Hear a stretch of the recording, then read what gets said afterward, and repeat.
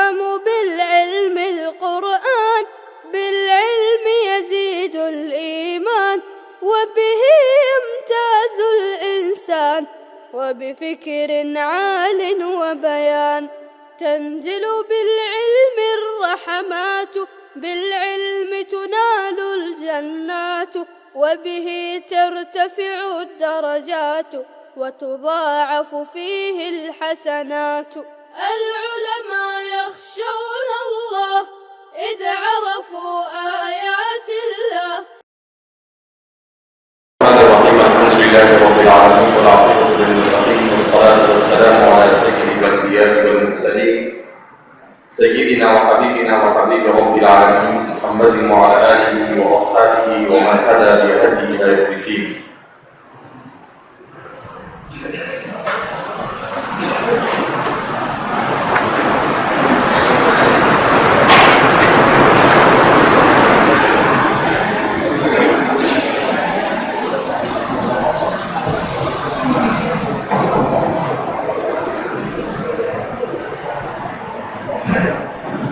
بیعت کے سلسلے میں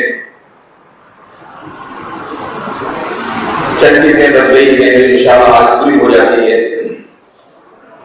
نمبر 1، آج کے سبق کے اعتبار سے شروط ثبوت خیار عین.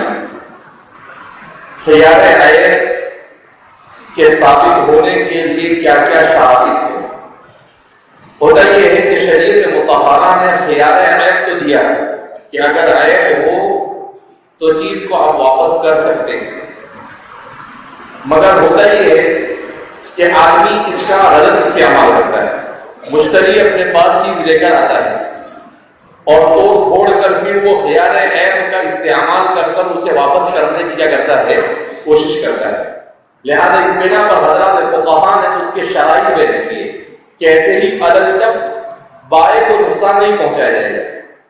تو اس کے لیے سب سے پہلی شرط بیان کر رہے ہیں ثبوت حدوث العیب عند البیع او بعدہ قبل التسلیم، کہ خیار عیب مشتری کو کب حاصل ہوگا؟ اس وقت حاصل ہوگا جب کہ عیب یہ بائع کے پاس اس چیز میں واقع ہو گئی.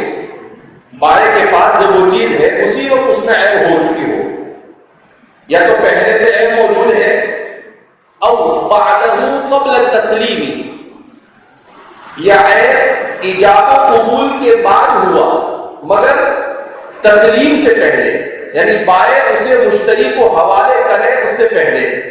مثلا اس سامان کو وہ اٹھانے گیا اور گر گیا اور اس میں کوئی عیب آ گیا، تو اب اس میں قصور مشتری کا نہیں ہے، بائع کا. ہاں بائع اس کو لینے گیا اور اس نے گرا دیا تو پھر اس کا قصور ہے. لیکن اگر مشتری اگر اٹھانے گیا سامان کو اور اس نے گرا دیا تو پھر اس کو خیر عیب نہیں حاصل ہوگا. بائع نے کہا ٹھیک ہے بیچ دیا، اس نے خرید لیا. اب کام یہ تھا یا تو بائع اس کو لا کر دیتا یا بائع کا کوئی کام کرنے والا اسے دیتا. وہ مشتری نے خود ہی اپنے سے اس کو اٹھانے کی کوشش کی اور اٹھانے میں اس کے ہاتھ سے کیا ہو گیا، وہ گر گیا، عیب ہو گیا. تو اس پر نہیں، کیونکہ یہ عیب کس سے ہوا ہے، مشتری سے ہوا. تو فرماتے ہیں کہ عیب خیار عیب ملنے کی دو شکلیں، یا تو اس میں بیع ہونے سے پہلے سے کیا ہو چکا ہو، عیب آ چکا ہو، یا مبیع کو مشتری کے حوالے کرنے سے پہلے بالکل اس وقت جب وہ واپس آئے اس کو مبیع دے رہا ہے مشتری کو، اس وقت اس میں عیب آیا. تو ان دو صورتوں میں خیار عیب اس کو کیا ہوگا، حاصل ہوگا. ایک شرط. دوسری شرط رؤیت المشتری العیب بعد ما قبض المبیع، مشتری عیب کو مبیع پر قبضہ کرنے کے بعد دیکھ لے. اس نے مبیع پر قبضہ کیا، مثلا کھوکے میں رکھا ہوا ہے، اس نے دیا، جب اس نے کھولا تو دیکھا تو اس کے اندر میں ٹوٹا ہوا ہے یا اس پر اسکریچ ہے، ایسی کوئی صورت ہے، تو فرماتے ہیں کہ اس نے وہیں پر دیکھا تو ظاہر سی بات ہو گئے گا کہ بھئی یہ عیب آپ کے پاس سے ہی ہے.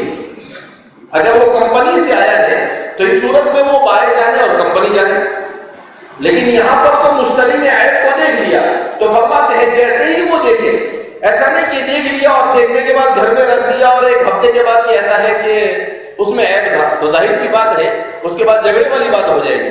تو اس لیے کہا کہ مبیع میں عیب کو دیکھتے ہی فوراً بائع کو کیا کر دے مطلع کر. اگر اس کی دکان نہیں بھی مطلع ہوا تو وہیں پر اس کو دے دے. اگر باہر نکل کر مطلع ہوا تو وہیں پر اس کو دے دے. کہا جب جیسے ہی اس کی نظر پڑے وہ فوراً اس کو کیا کرے حوالے کرے. تیسری شرط جہل المشتری بوجود العیب عند العقد والقبض، کہ مشتری عیب اس چیز میں پایا جا رہا ہے جب وہ قبضہ کر رہا ہے یا عقد کر رہا ہے اس سے ناواقف ہو. مشتری اس چیز سے ناواقف ہو جب وہ ایجاب و قبول کر رہا ہے اس وقت یا اس پر قبضہ کر رہا ہے اس وقت کہ اس میں عیب ہے. کبھی کیا ہوتا ہے یہ بائع بھی بڑے ہوشیار ہوتے ہیں. 10 چیزیں ہیں، اگر ایک چیز معیوب ہے تو وہ کیا کرتے ہیں اس کو اس طریقے سے اس میں رکھ دیتے ہیں کہ 10 کے ساتھ اگر کوئی ساتھ خریدے تو وہ معیوب کے ساتھ میں کیا ہو جاتے نکل جاتے. تو ایسا کرنے کی کوشش کرتا ہے. اب کوئی بیچارہ بھولا بھالا مشتری ہوتا ہے تو وہ ایک ساتھ اٹھا لیتا ہے، بعد میں وہ دیکھتا ہے تو کہا کہ جب وہ دیکھے گا تو بائع کو آ کر واپس کرے. اگر مسلمان بائع ہے تو اس کو خیال عیب کی صورت میں وہ چیز کیا کرنی چاہیے واپس کرنی چاہیے. یعنی دونوں طرف سے ہر صورت میں امانت داری اور دیانت داری کا مظاہرہ بہت ضروری ہے. مشتری اپنے پاس عیب ہونے کے بعد بائع کو نہ دے اور بائع اپنے پاس عیب ہوتے ہوئے بغیر اطلاع کے مشتری کو نہ دے. مسلمانوں میں اتنی امانت داری ہوا کرتی تھی کہ مورخین نے واقعہ لکھا ہے کہ ایک مرتبہ ایک جگہ سے قاضی گزرے، بزرگ گزرے، تو 2 آدمیوں کے درمیان جھگڑا ہو رہا تھا. تو لوگوں نے کہا کہ ان کا جھگڑا آپ سلجھا دیجیے. تو وہاں پر پہنچے، کہا بھائی کیا جھگڑا؟ تو بالکل انوکھا جھگڑا کیا تھا؟ بائع کسی چیز کو بیچ رہا تھا 10 روپے میں اور مشتری اس چیز کو مانگ رہا تھا 15 روپے. مشتری کتنے مانگ رہا ہے؟ بائع 10 روپے سے 11 روپے لینے کے لیے تیار نہیں اور مشتری 15 روپے سے 14 روپے دینے کو تیار نہیں. تو وہ پریشان. یعنی مسلمانوں کی امانت داری اور دیانت داری کو اس واقعے کو بیان کیا جاتا ہے. تو بزرگ کہتے ہیں مشتری سے کہ دماغ صحیح ہے آپ کا، جب بائع اسے 10 میں دینے کے لیے تیار ہے تو آپ کو لینے میں کیا ہے؟ کہا میں نہیں لوں گا، میں 15 میں لوں گا. کہا کیوں؟ کہا اس چیز کی قیمت ساری دکانوں میں نے دیکھا 15 روپے، تو اس کی ثمن کتنا ہے؟ 15 روپے. اب یہ 10 میں دے رہا ہے تو ہو سکتا ہے اس سے کوئی غلطی ہو رہی ہے، میں میرے بھائی کا خسارہ کیوں کروں؟ تو کیا کہتا ہے کہ حدیث میں اللہ کے رسول صلی اللہ علیہ وسلم نے ارشاد فرمایا کہ مومن کو ہے کہ جو اپنے بھائی کے لیے وہی پسند کرے جو اپنے لیے پسند کرے. تو کہا لہٰذا اس بنا پر میں کیوں اس کا خسارہ کروں؟ میں ہر جگہ پر اس کو 15 میں اس کو 15 میں. تو بھائی کہتا ہے میں بھی اپنے بھائی سے زیادہ پیسے کیوں لوں؟ میں نہیں چاہتا ہوں کہ میں اس سے زیادہ منافع کماؤں. تو بزرگ نے کہا کہ بھائی تمہارے جھگڑے کو دنیا کی کوئی عدالت حل نہیں کر سکتی، تمہارے جھگڑے کو دنیا کی کوئی عدالت حل کر سکتی نہیں. تو یہ امانت داری اور دیانت داری اسلام نے سکھائی ہے. اسی لیے کہتے ہیں کہ دنیا کے اکثر خطوں پر مسلمان تاجروں نے اپنی امانت داری اور دیانت داری کے بلبوتے پر اسلام کو پورے ملک میں پھیلا دیا. کہ ایک تاجر مسلمان امانت دار کسی ملک میں پہنچ جاتا تھا، اس کی امانت داری اور دیانت داری کو دیکھ کر پورا ملک اسلام میں کیا ہو جاتا تھا؟ داخل ہو جاتا تھا. اور آج ہمارے تاجر کو کچھ پتہ ہی نہیں، امانت داری اور دیانت داری دور تک کہیں نظر ہی نہیں آتی. اس کی سب سے بنیادی وجہ یہ ہے کہ ان کو پتہ ہی نہیں کہ اسلام بیوع کے سلسلے میں کیا سکھاتا ہے اور کیا نہیں سکھاتا ہے. عدم اشتراط البراءۃ عن العیب، یہ ان لوگوں کے لیے ہے جو اپنی دکانوں پر اعلان لگاتے ہیں. کیا اعلان لگاتے ہیں؟ کہ ایک چیز بیچنے کے بعد واپس نہیں لی جائے. مسلمان تاجر کے لیے ایسا اعلان لگانا درست نہیں. کیوں؟ اس لیے کہ کوئی یہ کہے کہ میری کسی چیز میں عیب ہی نہیں ہے، تو کیا وہ اللہ ہے کہ عیب نہیں ہے اس میں؟ تو کہا کہ عدم اشتراط البراءۃ عن العیب، عیب سے براءت کی شرط لگانا کیا مطلب؟ بائیں اگر وہ یہ چاہتا ہے کہ وہ اپنا خسارہ نہ کرے تو وہ یہ کرے کہ اپنے مشتری کو کہہ دے کہ اگر آپ، کیونکہ ہمارا زمانہ ایسا ہے، اگر آپ ہمارے پاس سے سامان لے جاتے ہیں تو سارا سامان یہیں پر چیک کر کر لے جائیں، اگر کوئی عیب یہی نہیں کرتا ہے تو ہم کنسیڈر کریں گے اور تصدیق کر کر آپ کو دوسری چیز واپس کریں، لیکن آپ لے جائیں اور لے جانے کے بعد پھر آ کر کہیں کہ اس میں عیب ہے تو ہم اسے، یہ ٹھیک ہے، یہ کیا ہے؟ ٹھیک ہے۔ اس کا مطلب کیا ہے کہ بائیں نے وضاحت کی، ہاں بائیں نے ایسی وضاحت نہیں کی اور وہ لے گیا، تو اس صورت میں کیا ہوگا؟ تو اس لیے مصنف کیا بیان کر رہے ہیں کہ عدم اشتراط البراءۃ عن العیب، کہ اگر بائیں نے یہ وضاحت کر دی ہے کہ عیب یہیں پر دیکھ لو اور دیکھ کر آپ جو کرنا ہے فیصلہ کر لو تو ٹھیک ہے، اور اگر اس نے یہ شرط اس نے لگا دی ہے تو پھر اس صورت میں گھر سے واپس لا کر آپ نہیں دے سکتے۔ کیوں؟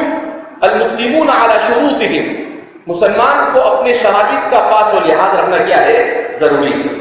تو اگر بورڈ لگائے گے مسلمان تو کیا بورڈ لگائے گا وہ کہ آپ جو سامان خریدیں گے اسے اچھی طرح سے یہاں سے دیکھ کر خریدیں، گھر جا کر واپس عیب یا کسی صورت میں واپس نہیں لیا جائے گا۔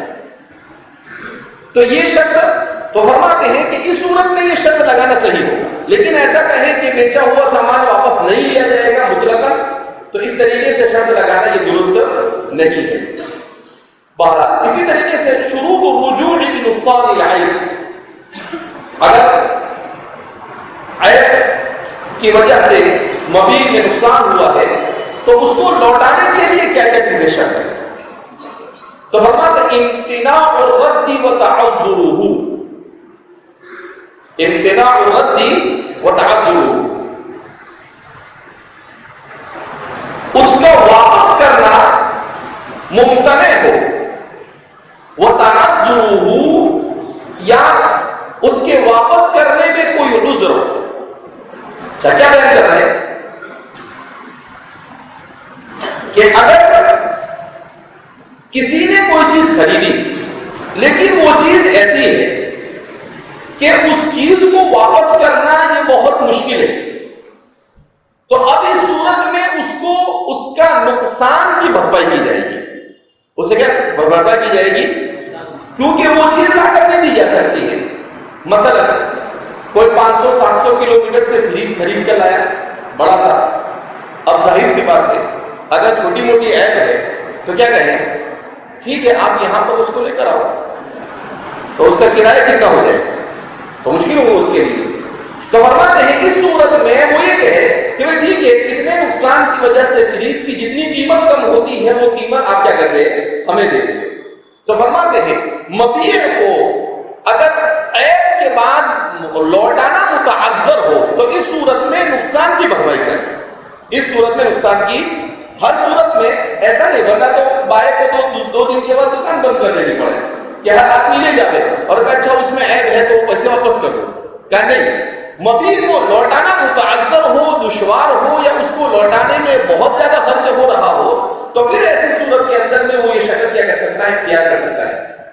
دوسرا اللہ یکون امتناع رد المبیع من قبل المشتری، اللہ یکون امتناع رد المبیع کہ مبیع کو واپس کرنا یہ مشتری کی طرف سے لا یکون امتناع، اس کا امتناع نہ ہو۔ کیا مطلب کہ اگر وہ مبیع کو واپس کیا جاتا ہے، بائیں کہے کہ کچھ بھی ہو میں نقصان کی بھرپائی نہیں کروں گا، مبیع واپس کروں گا، تو وہ کہا کہ ٹھیک ہے میں مبیع کو واپس کر دیتا ہوں، آپ اچھی مبیع مجھے دو، لیکن اس کے لیے جو کچھ خرچہ ہوگا وہ آپ کو ہوگا، اس کے لیے جو خرچہ ہوگا وہ اس لیے کہ عیب آپ کے پاس سے آئے۔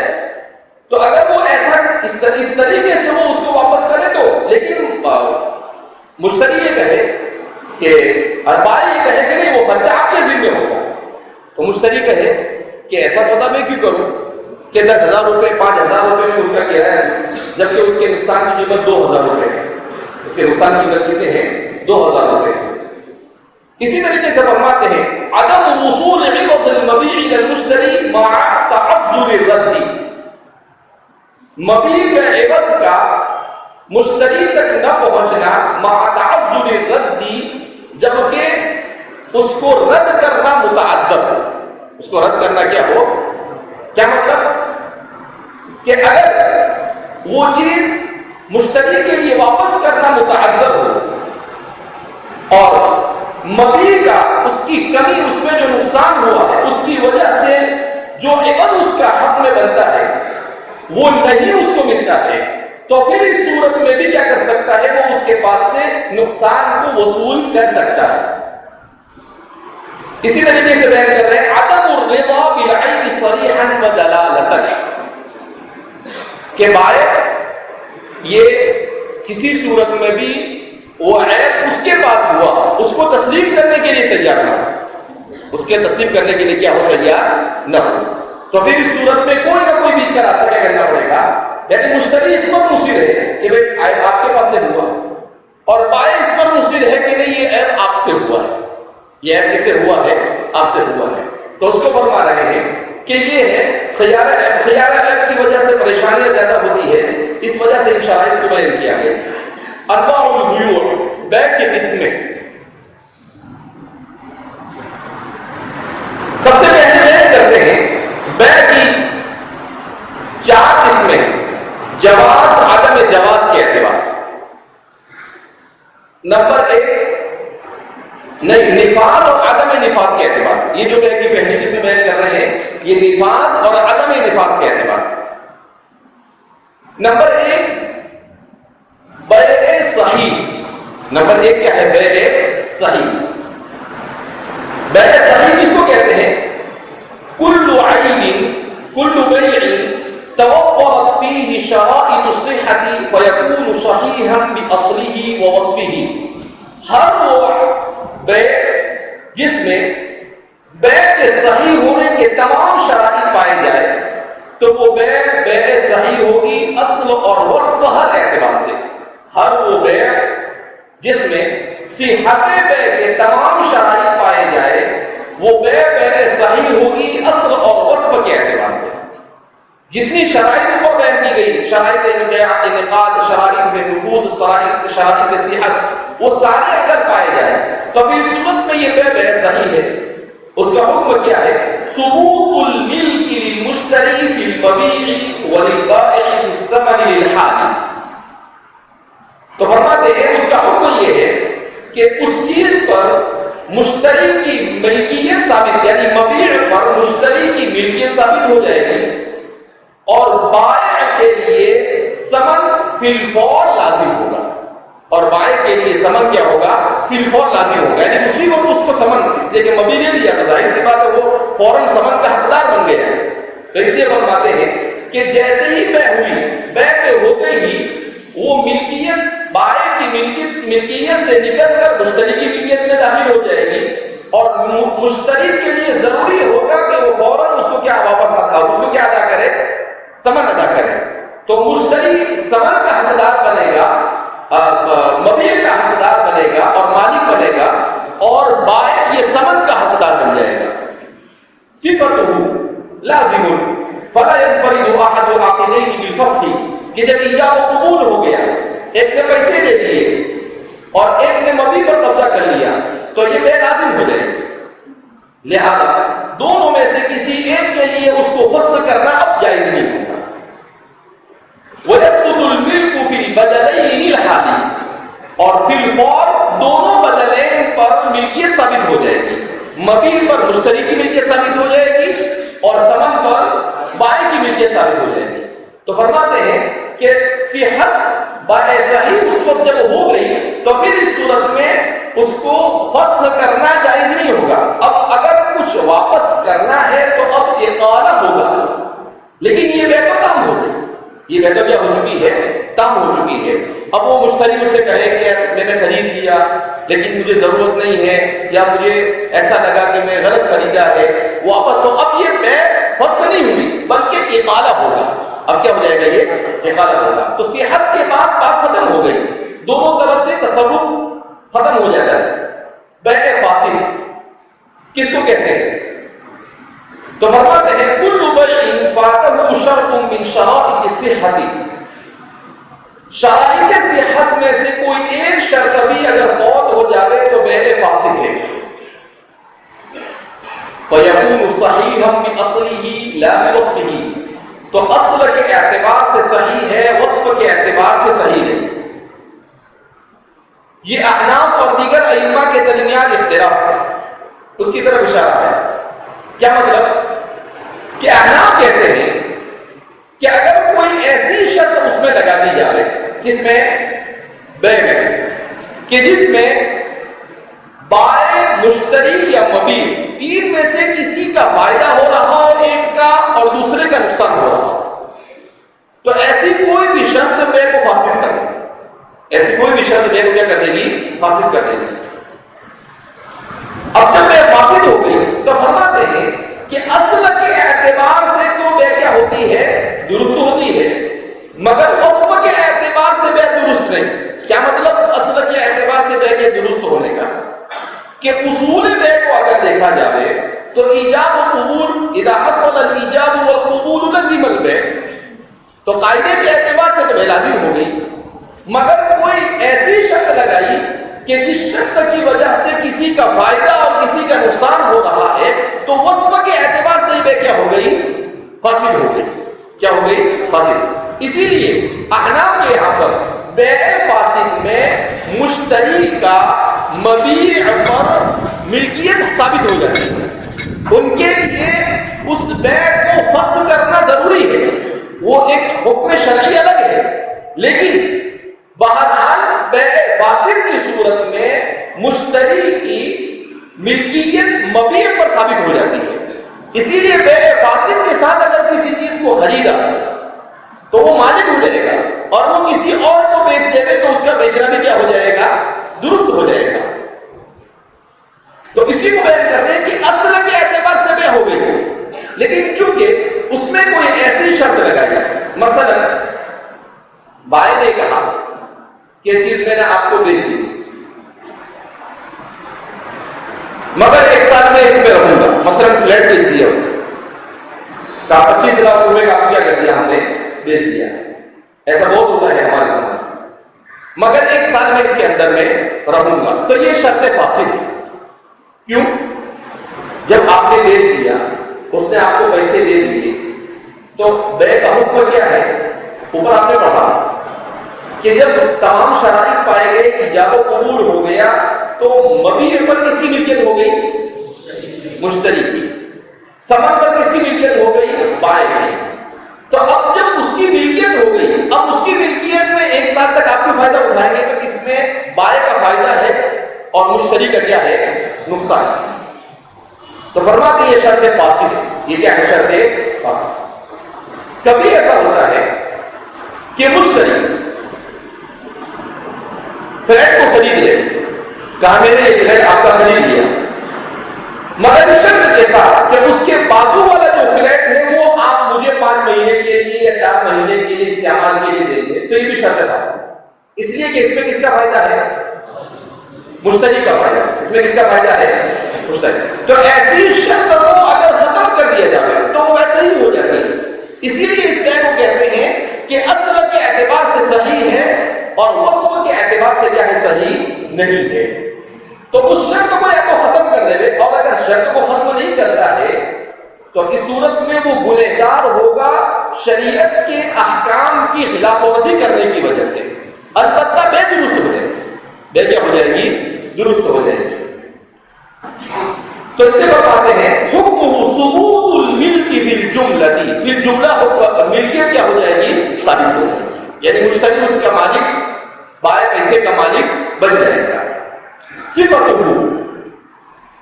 یہ جو بیان کیا نا ثبوت الملک فی الجملہ، اور اوپر دیکھا آپ نے ثبوت الملک للمشتری فی المبیع وللبائع فی الثمن للحال.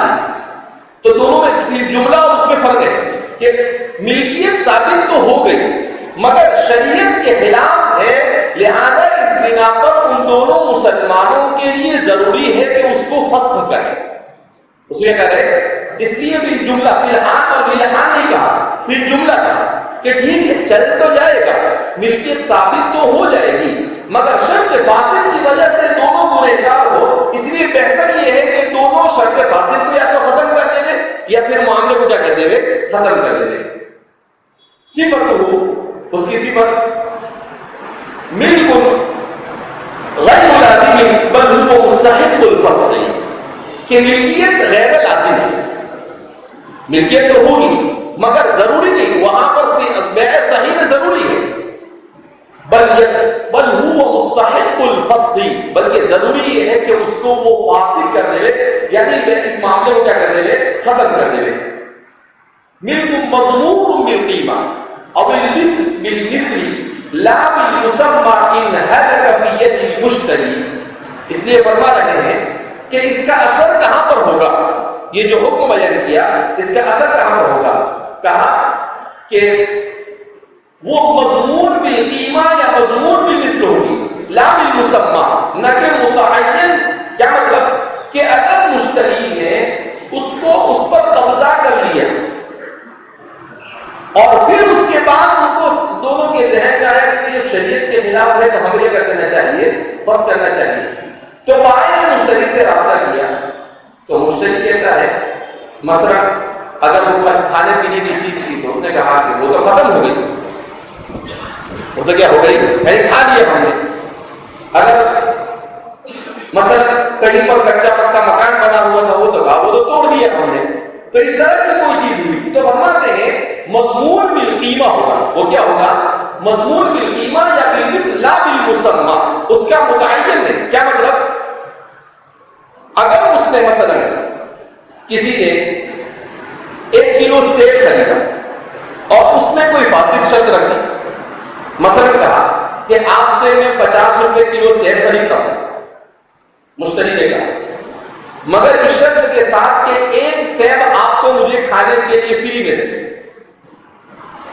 تو اس میں کس کا فائدہ ہے مشتری، اور آئے گا کیا ہے غصہ۔ ایسی چھوٹی چھوٹی چیزیں ہمارے یہاں ہوتی ہے، سب چیزیں، لیکن کوئی اس کا لحاظ رکھتا نہیں، کہنے کو تو چھوٹی چیز ہے لیکن اس سے بے کیا ہو جاتی ہے فاسد ہو جاتی ہے۔ اور اس نے کہا کہ چلو جان تو کیا ہے 1 سیب سے کیا ہوتا ہے کلو بک تو جائے گا، دے تو دیا، لیکن یہ شرط کیسی ہے شرط فاسد۔ اب اس نے کھا تو لیا اور گھر پر جا کر جو دوسرا تھا وہ بھی اڑا لیا، اس کے بعد اس کو بھی احساس ہوا، یا کس کو احساس ہوا بائیں کو احساس ہوا کہ بھائی اگر مجھے دینا تھا تو میں اس نے مانگا ایسے ہی نہیں دیتا، بلکہ میں اس کو ایسا نہیں، ایسا نہیں آپ 1 کلو لے جاؤ، پھر وہ 2-4 قدم چلتا، اس کے بعد آپ کہتے کہ بھائی یہ ایک میرے طرف سے لے جاؤ، تو اب یہی کیا ہو جاتا ہے جو شرط فاسد تھی وہ نہیں پائی گئی، اس نے نہیں مانگا بلکہ آپ نے دیا اس کو، تو اب یہ فاسد نہیں ہوگا۔ کیوں؟ اس لیے کہ بائع کو حق ہے کہ وہ مبیع میں زیادتی کے ساتھ دے سکتا ہے، کیا کر سکتا ہے، اور مشتری کو بھی حق ہے کہ وہ ثمن میں زیادتی کے ساتھ دے سکتا ہے، تو یہ شریعت نے ایک آپشن دیا ہے، تو اس کو آپ استعمال کریں، لیکن آپ ڈائریکٹ ایسی بات کریں کہ جس سے ایک کا فائدہ اور ایک کا نقصان ہو رہا ہو تو بے فاسد ہو جائے گی۔ اب فرماتے ہیں کہ جب دونوں کا احساس ہوا تو وہ چیز تھی نہیں، اب اس کی ضمانت کیسے آئے گی؟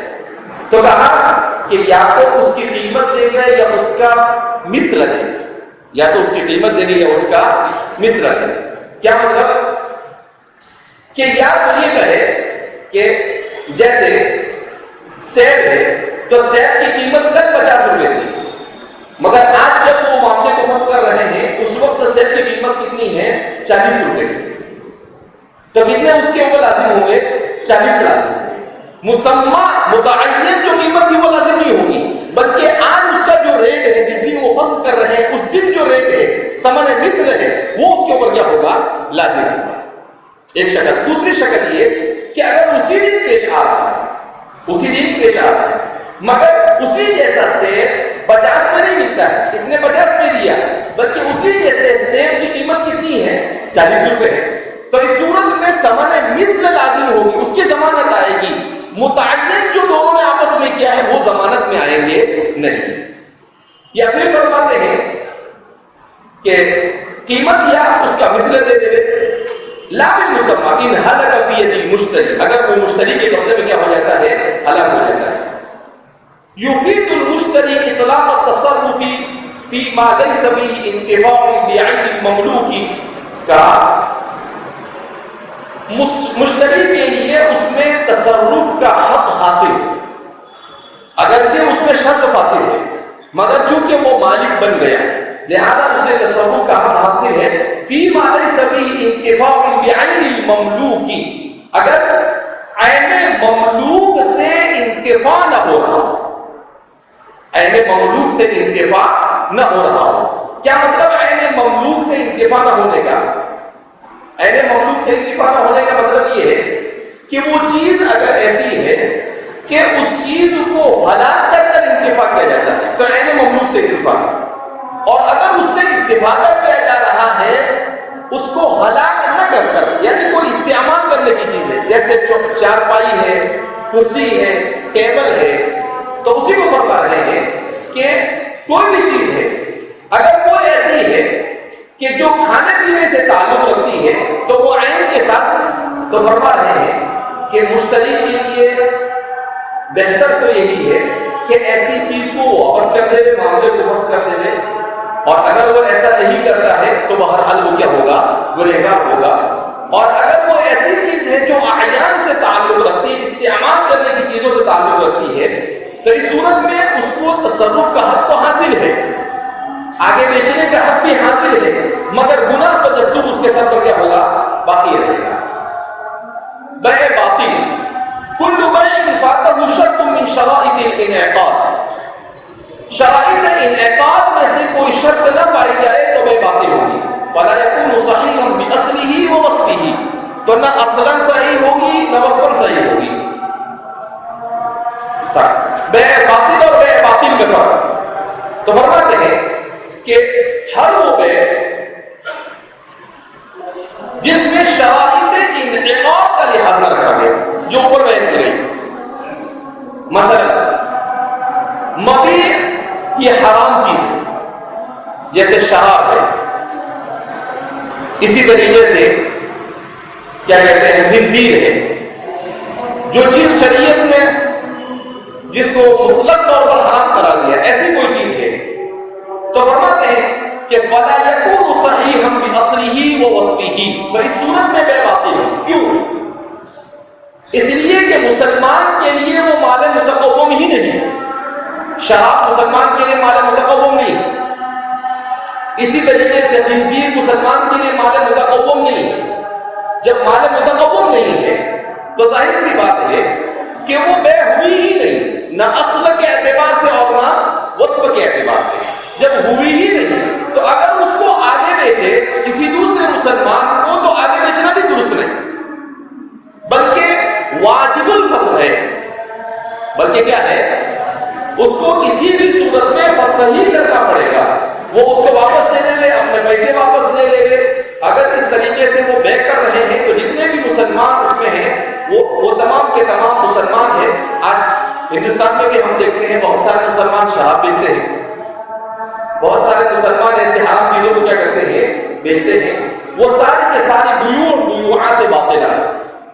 بعض تو ایسے ہوتے ہیں کہ پتہ ہوتا ہے بھی کرتے ہیں پیسے کی لالچ میں، اور بعض ایسے ہوتے ہیں کہ ان کو کچھ پتہ ہی نہیں کہ بیع باطل بھی کوئی چیز ہوتی ہے. وہ سمجھتے ہیں کہ سب چلتا ہے، سرمایہ داران دنیا میں کیا کر رہے ہیں، جی رہے ہیں، لہذا نفع کمانے کے لیے جو ہو وہ چل جاتا ہے. تو فرماتے ہیں اس کا حکم کیا ہے، لا حکم لہذا البیع اصلا، اس بیع کا کوئی حکم ہی نہیں، اس لیے کہ بیع ہو ہی نہیں. بیع اسلامی اصول کے اعتبار سے بیع ہو ہی نہیں. جب بیع ہو ہی نہیں تو اس کا حکم کیا، اس کا حکم ہی نہیں، جائز بھی نہیں، ناجائز کچھ ہی نہیں. اس کے اوپر حکم یہی ہے کہ بیع کا انعقاد ہی نہیں ہوا. بیع موقوف، بیع موقوف ما یفید حکمہ عند الاجازہ، اس بیع کو کہتے ہیں جو اجازت پر موقوف، جو کس پر موقوف ہو، اجازت پر موقوف. کیا مطلب بیع موقوف کا مطلب یہ ہے کہ کسی کی کوئی چیز اس طور پر بیچتے ہوئے مثلاً فضولی نے اٹھا کر کسی بھی چیز کو بیچ دیا، بیع فضولی. ایک آدمی کی سائیکل ہے، بہت دنوں سے ایسے گھر کے باہر پڑی ہوئی ہے، تو ایک فضولی ہے، مطلب اس کا کوئی تعلق نہیں، اور وہ کیا ہوتا ہے پہنچ جاتا ہے، اور پہنچنے کے بعد کیا کہتا ہے یہ بہت دن سے ایسے ہی پڑی نا، اس کو بازار میں جا کے دیکھتے. نہ اس کو مالک نے کچھ کہا، نہ اشارتاً، نہ کنایتاً، نہ وکیل بنائے، کچھ نہیں، لیکن حضرت بن گئے فضولی. اسی لیے ہمارے فقہاء نے اس کا نام بھی رکھی کو غریب کیا، فضول، یعنی فضول دھندے کرنے والا. تو اب اس نے کسی چیز کو بیچ دیا تو وہ بے کیا ہوگی؟ بے موقوف ہوگی. بے کیا ہوگی؟ موقوف ہوگی. اب آپ کہیں کہ وہ فضولی ہے، اس کے سر پر تو لکھا ہوا ہے نہیں، سامنے والے کو کیسے پتا چلے؟ تو فضولی کو خود کہنا پڑے گا کہ بھائی دیکھ یہ سامان ہے، میں اٹھا کے لایا ہوں اپنے پڑوسی کا، میں نے ابھی اس کو پوچھا نہیں ہے. تو فرما رہے ہیں کہ وہ موقوف ہوگی. اگر وہ خریدنے والا بھی فضولی ہے لغت کے اعتبار سے، وہ بولتا ہے کچھ نہیں، تو بغیر کچھ کر لے گا، میں ابھی نہیں لیتا ہوں، اگر وہ ہاں بولے گا تو میں نہیں لوں گا، نہ بولے گا تو واپس دے دوں گا. تو پھر اس صورت کے اندر میں وہ بے ہوگی لیکن موقوف ہوگی. اب وہ آئے گا فضولی اور اس کے مالک سے پوچھے گا کہ بھائی آپ سائیکل آپ کی بیچ دیا، اچھا بیچ دو، اچھا کیا، تو بے کیا ہو جائے گی؟ صحیح ہو جائے گی. اور اگر وہ کہ عجیب انسان ہے یار، میری چیز تو کیوں بیچ رہا ہے، میری چیز مجھے واپس چاہیے، تو پھر بے کیا ہو جائے گی؟ فسخ ہو جائے گی. یعنی اس کی اجازت پر کیا ہے وہ موقوف ہے. تو بہرحال یہ بے کی چند شکلیں کیا کی گئی تھی، بیان کی گئی تھی. اس کے علاوہ اب چونکہ ہم لوگ کتاب کی طرف آگے بڑھ رہے ہیں تو اس سے پہلے ہم بے کی وہ تمام کے تمام شکلیں جو مسلم کے ابواب کتاب البیوع کے بالکل شروع میں مسلم نے کیا کی ہے، ذکر کی ہے، ان تمام کے تمام کو یہاں پر کیا کیا گیا ہے، بیان کیا گیا ہے. صور البیع الفاسدہ، بیع فاسدہ کی صورتیں. تو انشاءاللہ اس کو آئندہ کل سمجھتے ہیں، لیکن اس سے پہلے بیع کی اور بھی کچھ قسمیں، اگرچہ یہاں پر ہمارے مصنف انہوں نے طریقہ بنانے والوں نے اس کو ذکر نہیں کیا ہے، لیکن بیع کی اور بھی صورتیں ہیں. جیسے بیع کی ربا کے اعتبار سے صورتیں، بیع مرابحہ، بیع تولیہ، بیع مساومہ. اسی طریقے سے بیع کی مبیع کے اعتبار سے قسمیں، اسی طریقے سے بیع کی قیمت کے اعتبار سے قسمیں. تو قبل اس کے کہ ہم بیوعات مکروہہ کو کتاب کی صورت میں پڑھیں گے، اس سے پہلے بیع کی جو دوسری صورتیں رہ جاتی ہے ان صورتوں کو بھی کیا کرتے رہیں گے، بیان کر دیں گے. اور پھر اس کے بعد بیع کی بیوعات فاسدہ کی جتنی صورتیں یہاں مصنف نے بیان کی ہے اس میں سے تقریباً 90% صورتیں ہمارے کتاب المسلم کے شروع میں ہیں، اور ایک دو ایسی بیوع ہیں جن کا تعلق ہمارے عصر حاضر کے جیسے بیع العربون جس کو مصنف بیان کر رہے ہیں. تو اس طرح کی چیزیں جس کا ہمارے زمانے سے تعلق